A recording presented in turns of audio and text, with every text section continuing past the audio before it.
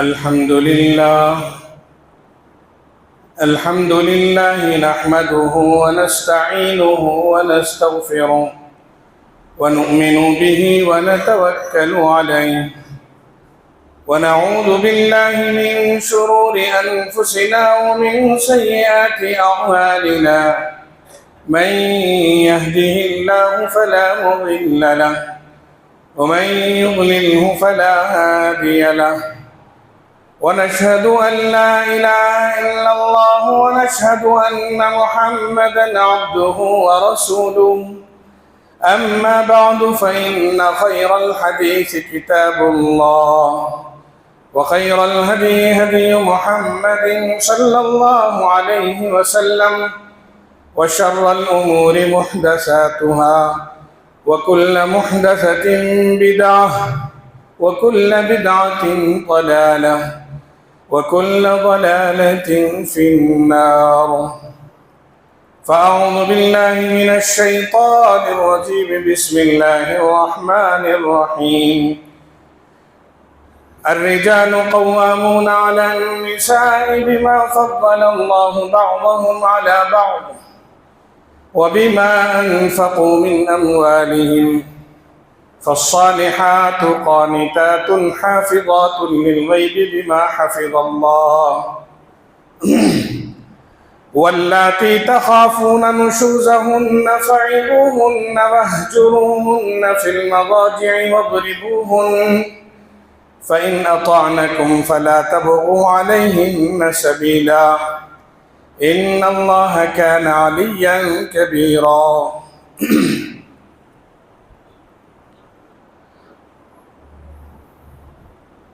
برادران ملت، معزز سامعین اور ملت اسلامیہ کے نوجوانوں،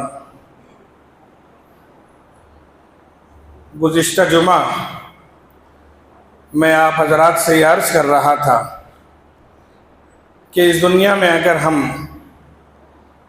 صالح نظام چاہتے ہیں، ہم چاہتے ہیں کہ لوگ امن پسند رہیں، صلح پسند رہیں، محبت بھری زندگی وہ گزاریں، آپس میں محبت ہو، الفت ہو، شیر و شکر بن کر وہ ایک دوسرے کے ساتھ زندگی گزاریں، تو اس کے لیے مختلف اسباب، مختلف ذرائع اور طریقے ہیں۔ ان میں سے ایک طریقہ صالح معاشرے کو وجود میں لانے، اس کی بقا اور اس کی تشکیل کے لیے خاندانی نظام کا مضبوط ہونا ضروری ہے۔ میں نے عرض کیا تھا کہ خاندان کے جو افراد ہیں وہ ایک دوسرے کے ساتھ اگر محبت کے ساتھ، الفت کے ساتھ اور ایک دوسرے کے مقام اور مرتبے کو پہچان کر عزت اور شفقت کے ساتھ رہیں، بڑا چھوٹے پر شفقت کرے اور چھوٹا بڑے کی عزت کر کے زندگی گزارے، خاندان کا نظام مضبوط ہوگا۔ بیٹے کو اگر باپ کی قدر معلوم ہو گئی، بھائی کو اگر بھائی کی قدر معلوم ہو گئی، بہن نے اگر بھائی کی قدر کو پہچان لیا، ماں اپنے بچے کے رشتے کو مضبوط اس نے کر لیا، یہ جو رشتے ہیں باپ دادا کے، چچا اور بھتیجے کے، بھائی بہن کے، بھائی بھائی کے، یہ رشتے اگر مضبوط ہو گئے تو یہ جو مضبوط خاندان باہر نکلے گا، ظاہر بات ہے وہ معاشرہ کہلائے گا۔ ہر گھر کے افراد اگر مضبوط بن کر نکلیں تو سب مل کر ایک صالح، مضبوط اور محبت بھرا معاشرہ بن کر سامنے آئے گا۔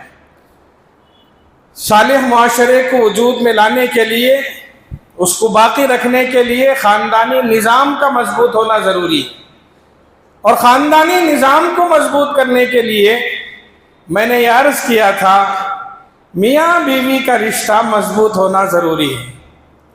میاں بیوی کا رشتہ اگر مضبوط نہیں ہے، ان کے درمیان اگر آپس میں محبت نہیں ہے، وہ ایک دوسرے کی عزت نہیں کر رہے ہیں، وہ ایک دوسرے کی دلجوئی نہیں کر رہے ہیں، اور ایک دوسرے کی ذمہ داریوں کو سمجھ نہیں پا رہے ہیں اور ادا نہیں کر رہے ہیں تو آپ یہ سمجھیے وہ گھر جہنم نما بنجر رہے گا۔ ظاہر بات ہے جس گھر میں میاں بیوی کے جھگڑے ہوں وہاں کے بچوں کو سکون نہیں، ان کے گھر والوں کو سکون نہیں، اور خود ان کو سکون نہیں۔ میاں بیوی کا رشتہ مضبوط ہونا ضروری ہے، دونوں کو ان کے حقوق بتلائے گئے۔ میں نے چند باتیں گزشتہ جمعہ عرض کی تھی۔ مرد کے اپنے حقوق بتلائے گئے، عورتوں کو ان کے حقوق بتلائے گئے۔ مردوں سے یہ کہا کہ اللہ نے آپ کو حاکم بنایا ہے، طاقت دی ہے اللہ نے آپ کو، بخلاف بنسبت عورت کے مرد کو اللہ نے طاقت دی ہے اور اس کے اندر یہ صلاحیت دی ہے کہ وہ گھر بار کو سنبھال سکے۔ الرجال قوامون علی النساء، آپ حاکم ہو، آپ بڑے ہو، اب آپ کی ذمہ داری یہ ہے کہ بڑے بن کر اپنی بیوی کے ساتھ حسن سلوک کرو، ان کے نان نفقے کا انتظام کرو۔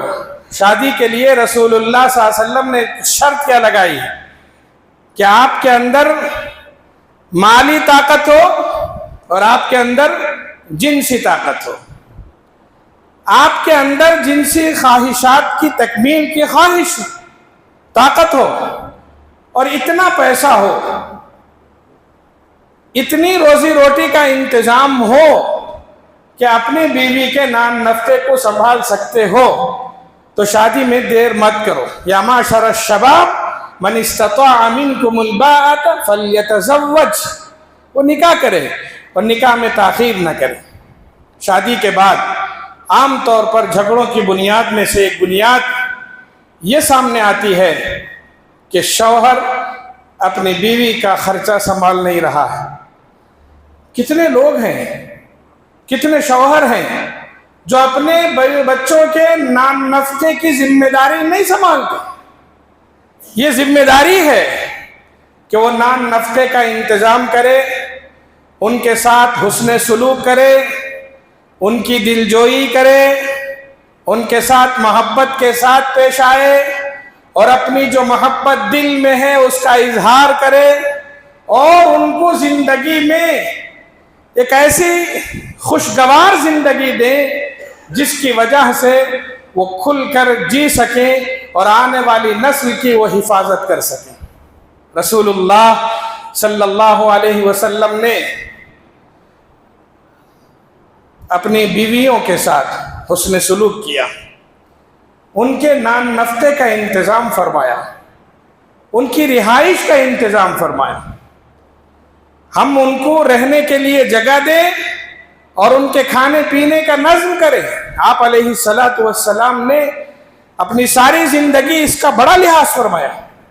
مدینہ منورہ پہنچے، کیوں پہنچے تھے؟ دین کی تبلیغ، دین کی اشاعت، دین کے غلبے اور دین کی دعوت کے لیے پہنچے تھے۔ مکہ چھوڑا، ساری چیزیں چھوڑی۔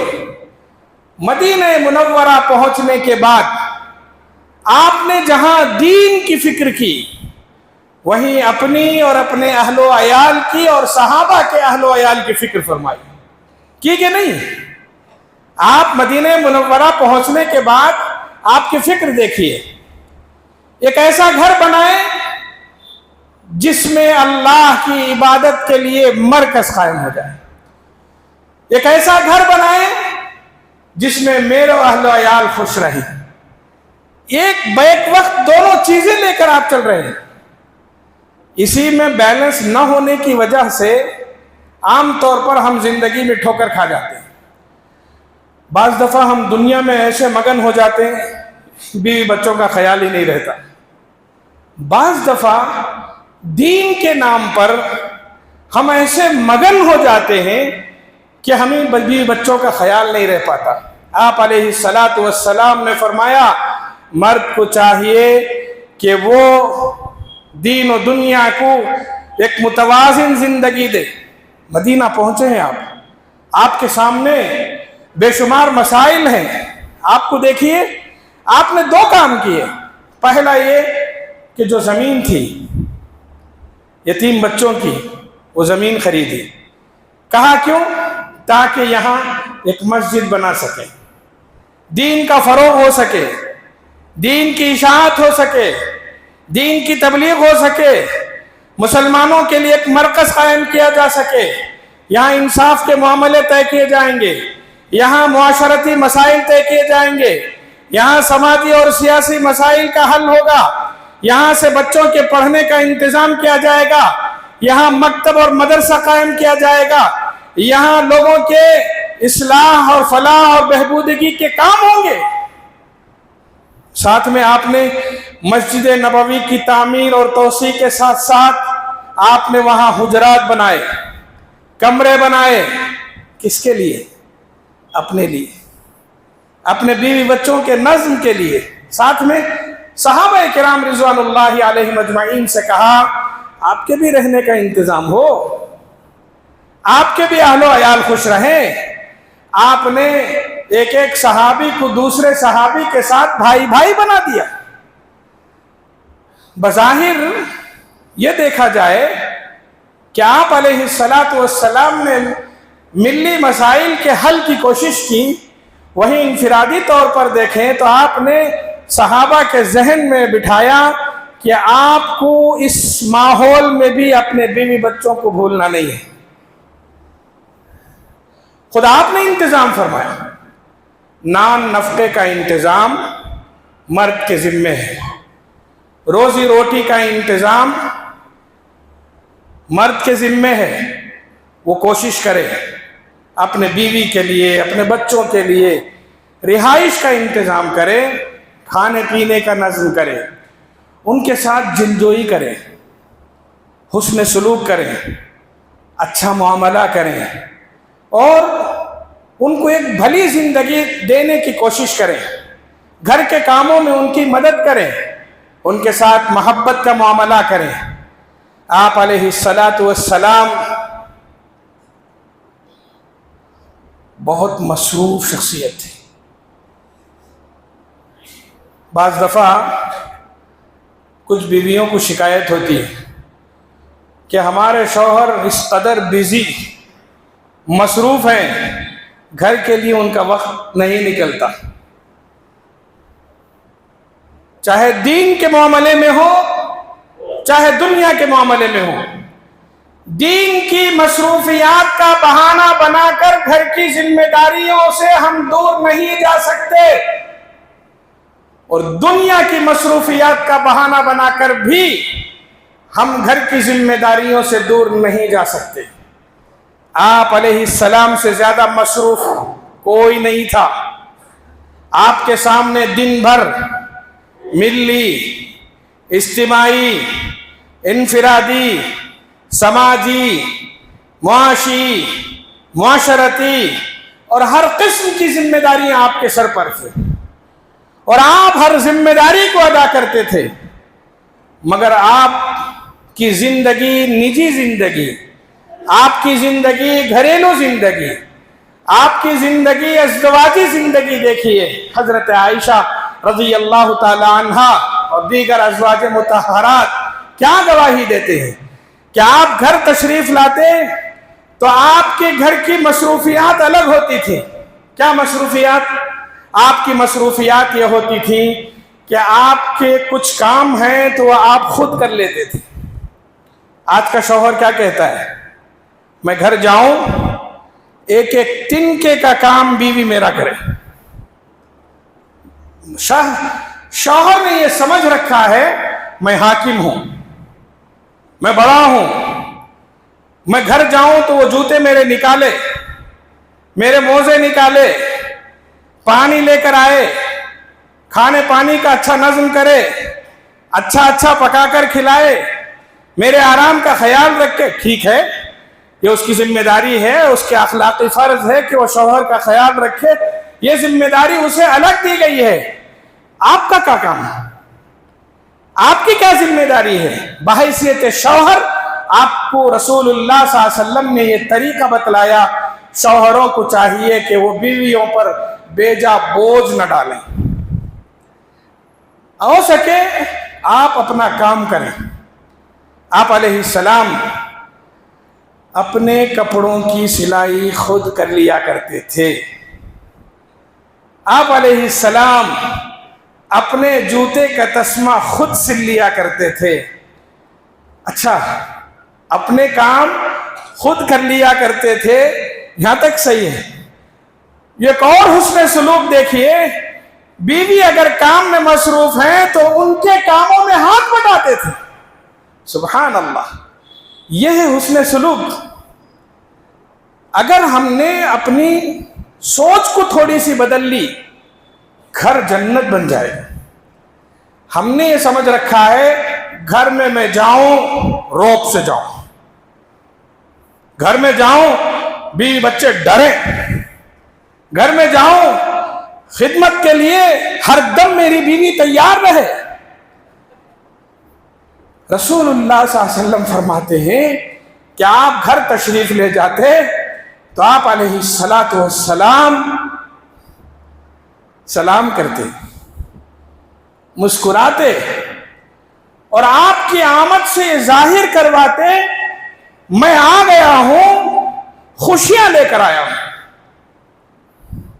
حضرت عائشہ اپنی سہیلیوں کے ساتھ مصروف ہوتی تھی، کم عمر تھیں، ان کے ساتھ کھیل لیا کرتی تھی۔ آپ گھر تشریف لے جاتے، وہ سب ادھر ادھر ہو جاتے، آپ فرماتے نہیں، جاؤ اپنی سہیلیوں کے ساتھ جاؤ، تھوڑا سا ان کے ساتھ دل لگی کر لو۔ آپ علیہ السلام گھر کے ماحول کو اس قدر خوشگوار رکھتے تھے۔ حسن سلوک یہی ہے۔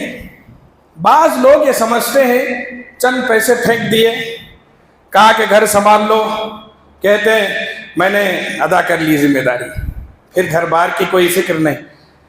گھر کے تھوڑی تھوڑی چیزوں میں ساتھ دینا، ان کے ساتھ شریک ہونا، ان کے ساتھ بیٹھنا، ان کے ساتھ گفتگو کرنا، چھوٹے چھوٹے معاملات میں ساتھ دینا اور خود اپنے کام کر لینا، یہ بہت بڑی بات ہے۔ رسول اللہ صلی اللہ علیہ وسلم نے یہ سب کیا۔ کون کر رہے ہیں؟ کون کر رہے ہیں؟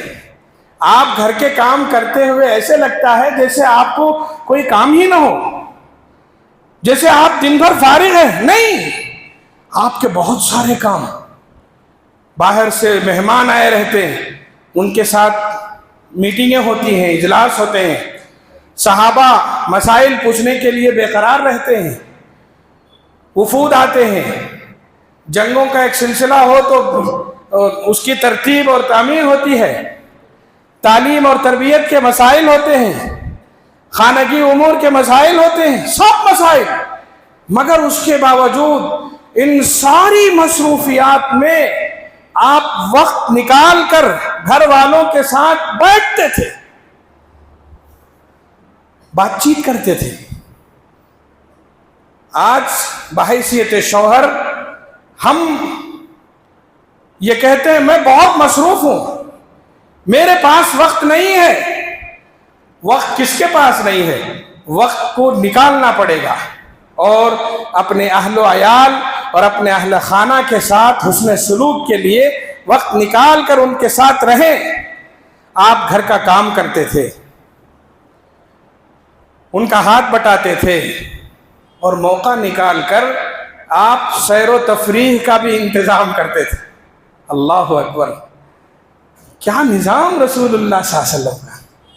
گھر میں خواتین چہار دیواری میں رہ کر کبھی تھک جاتی ہیں، ذہنی طور پر کھلی فضا چاہتے ہیں۔ آپ علیہ السلام نے عمل کر کے بتلایا۔ حضرت عائشہ کہتی ہیں کہ گھر کے سامنے کبھی کشتیوں کا مقابلہ ہوتا تو آپ علیہ السلام باہر کھڑے ہو جاتے اور میں آپ کی پیٹھ کے پیچھے سے باہر کا نظارہ کرتی تھی، کشتیوں کا مقابلہ دیکھتی تھی، اور کبھی کبھی سفر پر لے جاتے تھے۔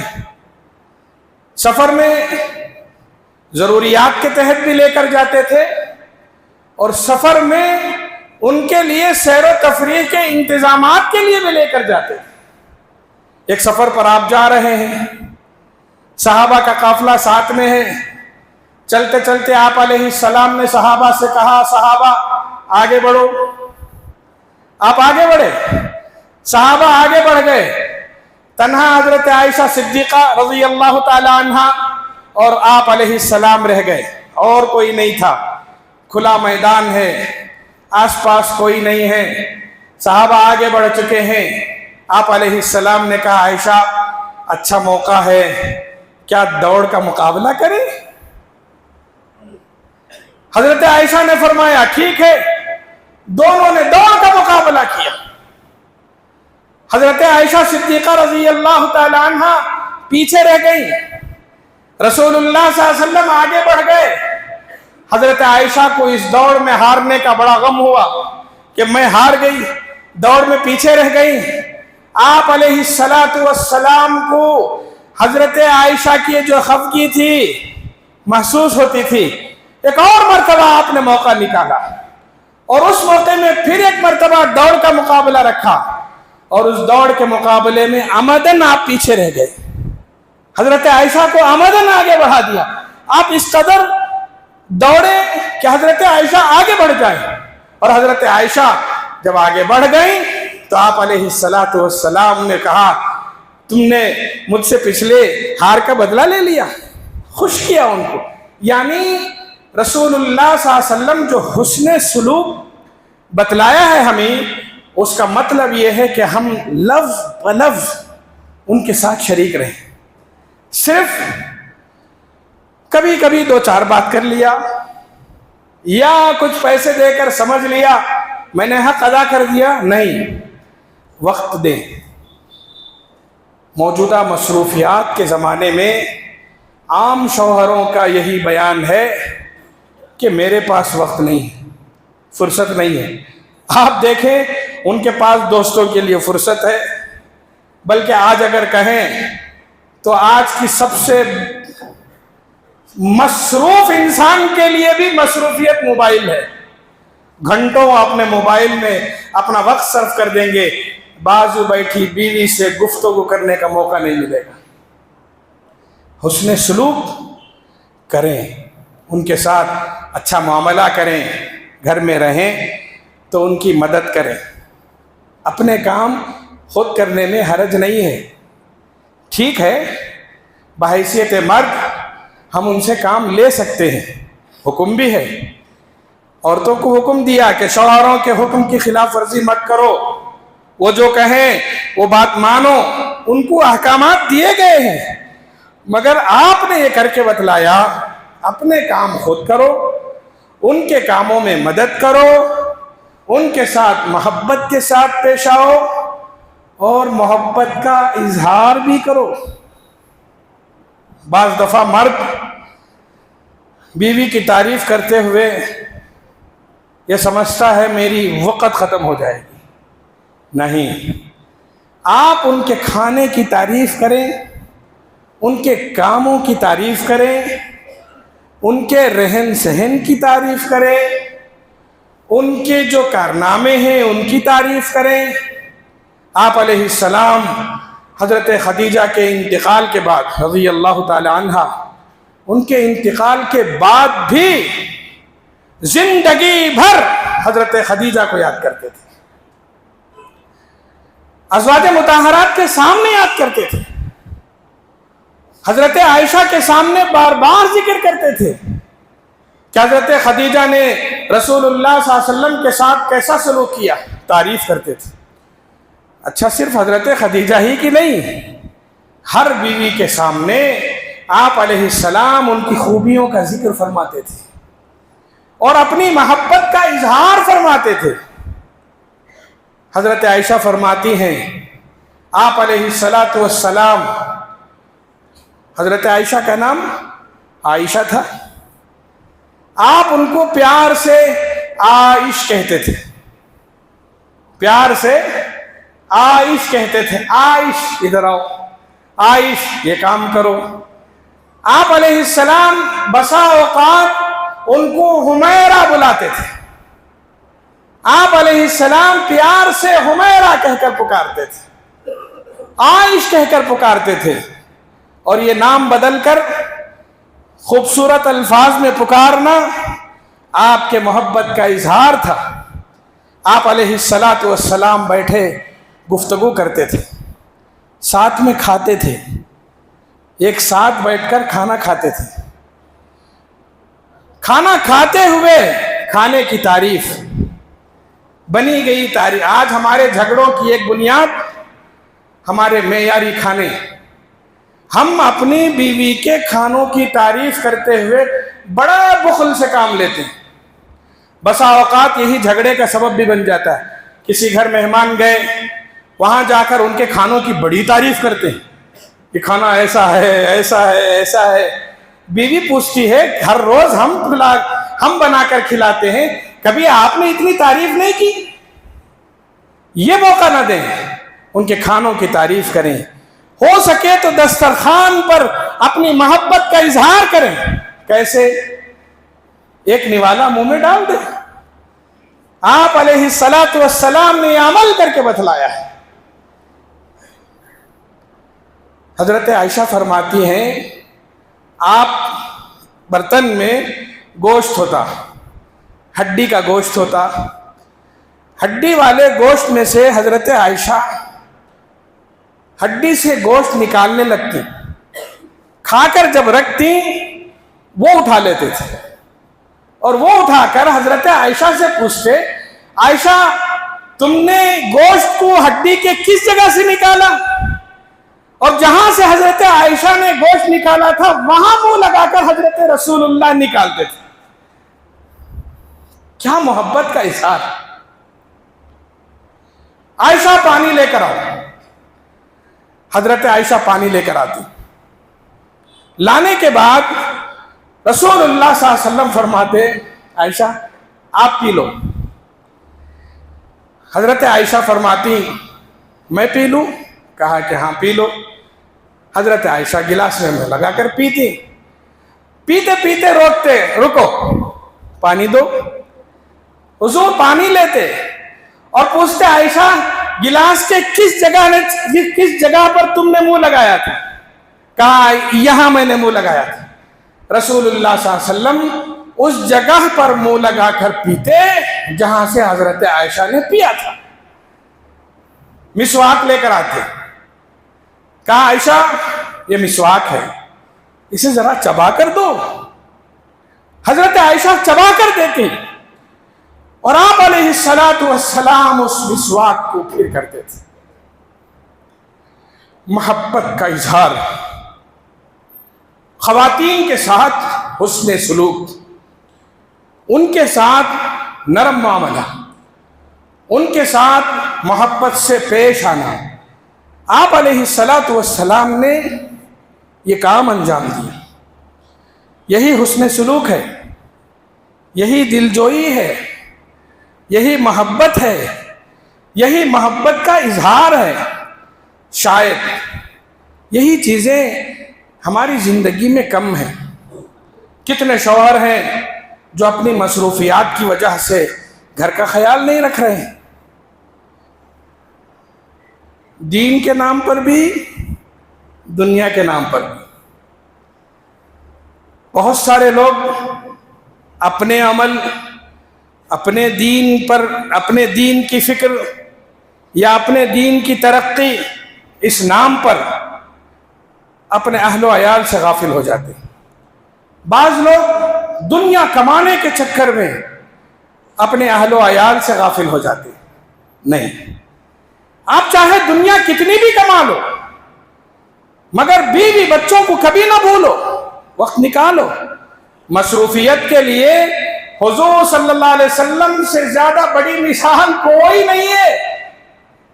آپ فارغ نہیں تھے, ایسا نہیں تھا کہ آپ کو کچھ کام نہیں تھے. صبح اٹھے رات تک آپ کے پاس کام تھے.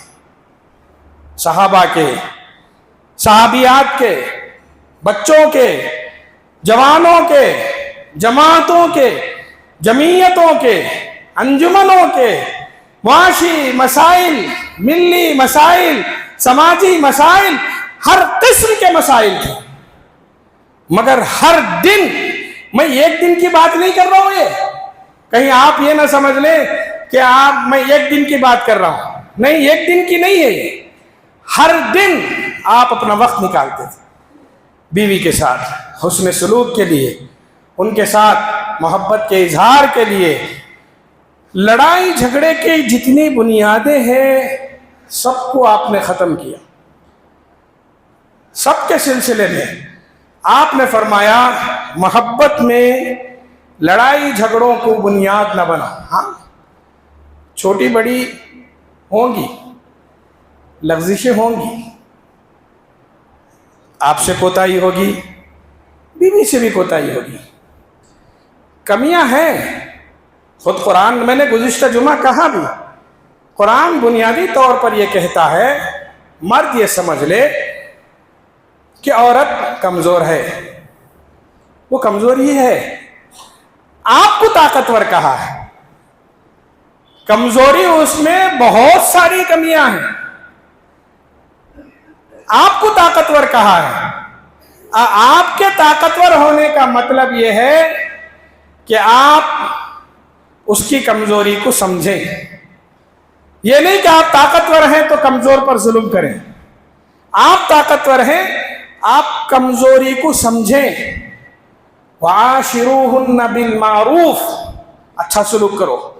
फ़इन करिहतुमूहुन्ना, अगर कोई बात नापसंद लगे, कोई कमज़ोरी नज़र आए, कोई ऐब नज़र आए, कोई खामी नज़र आए, तो भी अच्छा सलूक करो। फ़इन करिहतुमूहुन्ना फ़असा अन तकरहू शैआ, आप बर्दाश्त करो। क्या होगा फ़ायदा?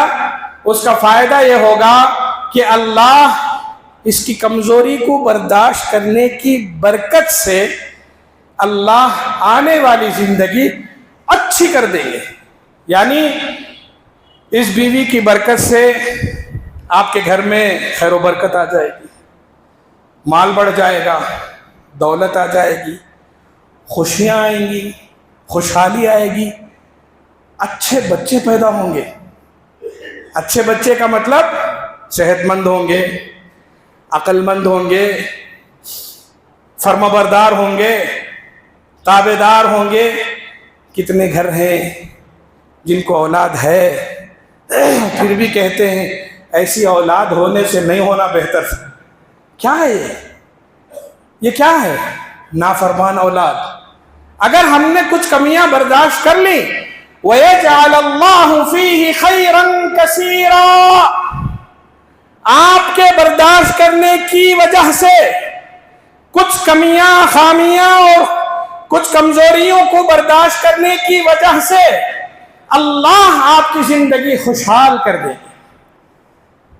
जैसी खूबसूरत बीवी चाही थी वैसी ना मिल सकी, जैसे हुनरमंद बीवी चाही थी वैसी ना मिल सकी, जो खूबियां आपने तसव्वुर में रखी थी वैसे न मिल सकी, जितने माल की आपने ख्वाहिश रखी थी वो न मिल सका। तो आप मायूस न हो, ये न समझे कि मैं जिंदगी हार गया, बल्कि समझे इसमें खूबी है। अल्लाह उस बर्दाश्त करने की वजह से खैर अता फरमाए।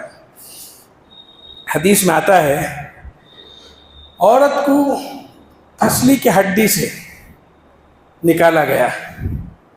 औरत फसली की हड्डी के मानिंद है, यानी टेढ़ी।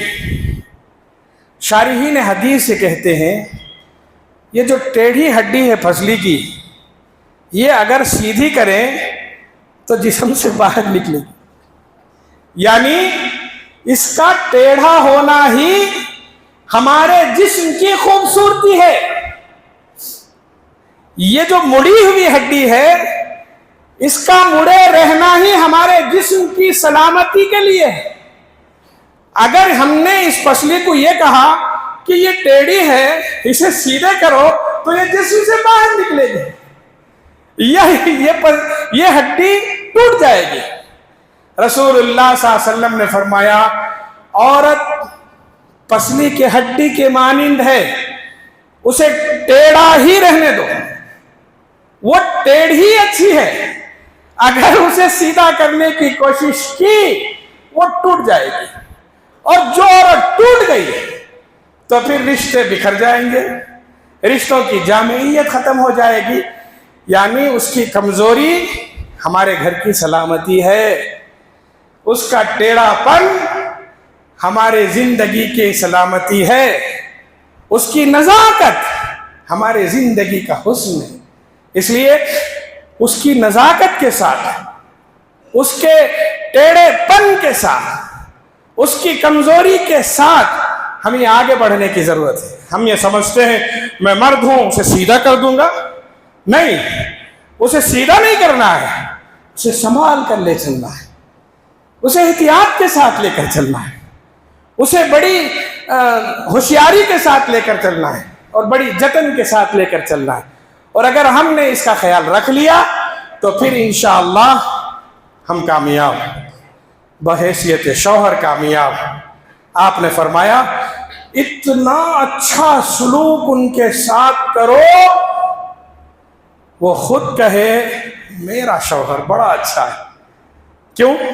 एक हदीस में कहा गया, औरत को आप जितना भी दे लीजिए वो बहुत कम शुक्रिया अदा करती है, उसे दीजिए, अच्छा रखिए, अच्छा खिलाइए, अच्छा पिलाइए, वो आखिरी में यही कहेगी मुझे आपने कुछ नहीं किया मुझे आपने कुछ नहीं दिया। ना शुक्री उसकी फितरत में, वो कहेगी जरूर क्या कर लिया मेरे लिए, फिर भी आपने फरमाया फिर भी उसके साथ इतना अच्छा सलूक करो, वो जो ये कहती है कि मेरे साथ कुछ नहीं किया, वो ये कहने पर मजबूर हो जाए आपने मेरे साथ बहुत अच्छा किया। क्यों? खुद रसूलुल्लाह ने मिसाल दी, खैरुकुम खैरुकुम लि अहलिही व अना खैरुम लि अहली। लोगों, तुम में से बेहतर वो है जो अपने घर वालों के साथ अच्छा सलूक करे, और सबसे अच्छा सलूक करने वाला घर वालों के साथ मैं हूं। और मैं अच्छा हूं या नहीं कौन कहेंगे? मेरी बीवी।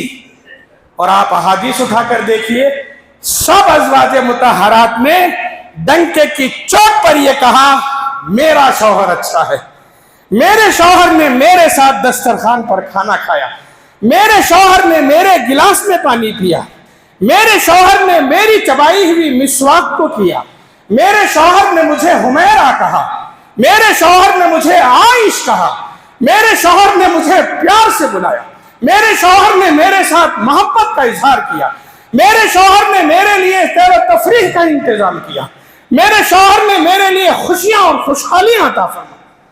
गवाही दी नहीं दी? किसने गवाही दी? ये वही औरत जिनके बारे में रसूलुल्लाह ने कहा था वो नाशुक्री करेंगी।